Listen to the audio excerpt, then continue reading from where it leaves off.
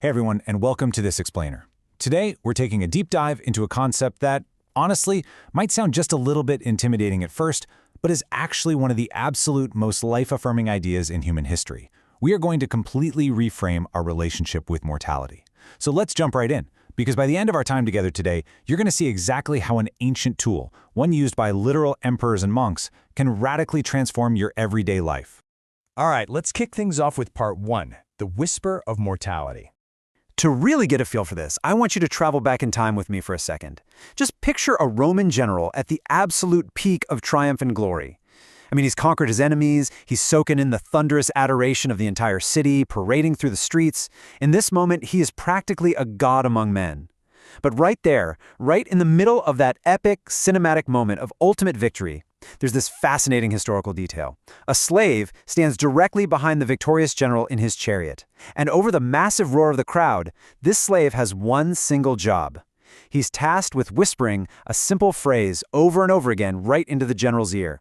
Imagine the tension there. Your absolute greatest, most victorious moment, intentionally interrupted by this deeply grounding action. And here is exactly what they were whispering. Memento Mori. Remember, you will die. Right at the height of glory, right in the middle of triumph, an explicit, undeniable reminder of death. Now, why on earth would they do this? It sounds like the ultimate buzzkill, right? But the absolutely crucial point here is that this wasn't meant to ruin the moment. It was actually designed entirely to save the man inside it. It was a psychological tool to prevent arrogance and keep him firmly rooted in reality. Which brings us perfectly to part two, the modern illusion. We really have to ask ourselves how we drifted so incredibly far from this ancient practice. Think about the stark contrast between these two mindsets. Modern culture fundamentally hides death. We push it away into hospitals, we soften it with euphemisms like passed away, and we literally spend billions of dollars on anti-aging creams and biohacks, kind of pretending we can somehow just opt out of aging altogether. But the ancient philosophers? They did the exact opposite. They centered death. And not because they were morbid or depressed, but because they understood a profound secret that we've totally forgotten. Embracing death is not the enemy of a good life. It's actually the very thing that makes a good life possible. Let's move right along to part three, death as an editor. These ancient philosophical heavyweights didn't just sit around theorizing about this stuff. They used it as a practical, everyday tool. Take the Roman Emperor Marcus Aurelius, for instance. He wrote about death constantly in his private journals, but never with fear. It was always with this striking clarity. He wrote, "You could leave life right now. Let that determine what you do and say and think." He basically used the reality of death to actively burn away everything unnecessary in his life. Think about it. When you view your life through that specific lens, that petty argument you had this morning suddenly seems way too small to bother with, right? That grudge you've been holding on to, it suddenly becomes far too expensive to keep. The work that truly matters demands your full attention right now. Because, well, there might not be a tomorrow to finish it in. And then you have Seneca, another absolute legend in Stoic philosophy, who pushed this idea even further. He urged a philosophy of radical simplicity. He advised, "Let us prepare our minds as if we'd come to the very end of life. Let us balance life's books each day." Notice he didn't say someday or when things calm down at work. He said each day. He realized that our default plan to just deal with it later totally assumes that later is guaranteed, and it never is. Nobody who has ever died expected to die that exact day. Seneca's solution is just brilliant. Live each day complete, totally honest, and with absolutely nothing left unsaid. That leads us right into part four, visualizing the last time. Let's shift gears and look at some specific, concrete methods used around the world to actively treat time as finite. For example, there's an incredibly powerful concept from Buddhism called maranasati, which literally translates to mindfulness of death. Historically, monks would actually meditate in charnel grounds. These were places where bodies were left to decompose, specifically to confront the reality of impermanence head-on. And they weren't doing this to just numb themselves to death. Not at all. They did it to cure a really deep source of human suffering, the illusion of permanence. They wanted to become fully, vibrantly awake to life by shattering the delusion that we somehow have an endless supply of time. This practice brilliantly highlights what the Buddha taught about our unconscious assumptions. I mean, we all walk around with this illusion of permanence, don't we? We unconsciously assume we just have unlimited time. We believe our relationships will always be exactly as they are right now. We assume our bodies will always function the way they do today. And because of all that, we constantly postpone the truly important things for another tomorrow. Confronting mortality actually strips away this illusion, and it does so very compassionately.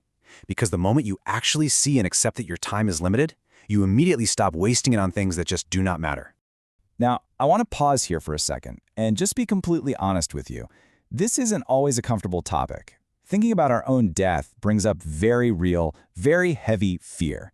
Fear of pain, fear of loss, fear of causing grief to the people we love. And the philosophers, they didn't pretend this fear was irrational. Instead, they reframed it. They asked, what does this fear actually reveal? Well, if you look closely, underneath the fear of death is almost always a fierce, undeniable love for life. Think about it. You aren't afraid to lose something worthless. You are terrified of losing something precious. So that fear, it isn't a curse. It is actual, tangible proof that you have something deeply worth protecting and living for fully, right this very second. Let's jump into part 5, the modern proof. If you think this is all just ancient history, to see how timeless and effective this mindset really is, we just have to look at the biggest innovators of our own era. Take Steve Jobs, for example. In his super famous commencement speech, he said something that echoes the ancient Stoics almost word for word. He said, "Remembering that I'll be dead soon is the most important tool I've ever encountered to help me make the big choices in life." He went on to explain that all external expectations, all that pride, all that fear of failure, it all just falls away in the face of death, leaving only what is truly important. He didn't explicitly quote Marcus Aurelius, but he arrived at the exact same profound realization. Death isn't the opposite of meaning. Death is the very thing that creates the urgency that makes meaning possible in the first place. So how do we actually use this today? That brings us to our final section, part 6, waking up to life. The good news is, you absolutely do not need to go meditate in a graveyard to apply this to your modern routine. Here is an incredibly simple, actionable practice you can start literally this week. Just follow these 3 steps. First, choose a consistent time, maybe while you're having your morning coffee or right before you go to sleep. Second, just ask yourself, if this were one of my last days, would I be spending it this way? And third, be fully present for the ordinary things. Look, not every day needs to be some grand, sweeping adventure. Some of your last days are going to be spent folding laundry, making dinner for your family, or just sitting in traffic. The goal isn't to constantly make grand gestures. The goal is presence. The real question is whether you are fully here for the only life you actually have, instead of being completely lost in your phone or stressing about a future that might never even arrive. As we wrap up, I really want to leave you with a reflection to chew on today. Really ask yourself this. If you knew with absolute certainty that you had exactly 1 year left, what would you stop doing immediately? And honestly, just as importantly, what would you finally start? The undeniable truth is, none of us know how much time we have. But that uncertainty, it isn't meant to terrify you. It's meant to wake you up. Memento Mori. Remember, you will die. Not to make you afraid of your life, but to make you finally, truly, fully alive in it. Thanks so much for joining me for this explainer, and I'll catch you all next time.